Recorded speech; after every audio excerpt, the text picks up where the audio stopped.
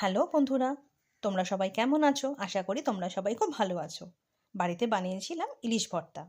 রেসিপিটা প্রথম থেকে লাস্ট পর্যন্ত দেখার অনুরোধ রইল।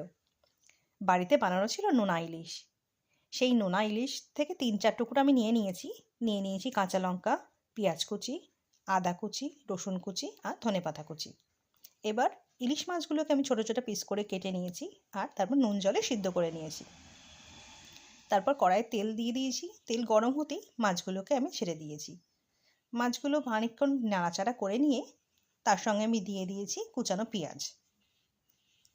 পেঁয়াজ দিয়ে ভালো করে ভেজে নিয়ে আদা আর রসুন কুচনো যেটা ছিল সেগুলোকেও আমি এর সঙ্গে অ্যাড করে দিয়েছি, আর কুচনো লঙ্কা।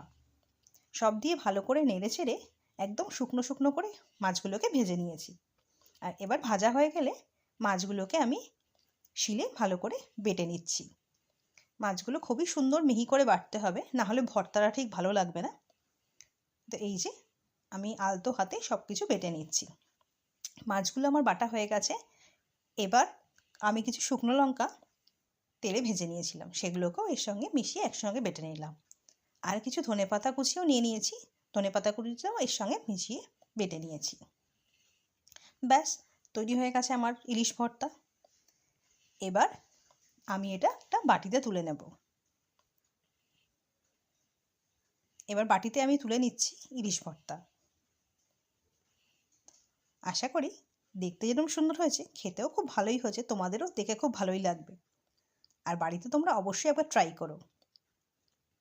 এর উপর আমি ইলিশের যে তেলটা ছিল সেটাকেও ছড়িয়ে দিয়েছি। তো রেসিপিটা তোমাদের কেমন লাগলো অবশ্যই জানিও।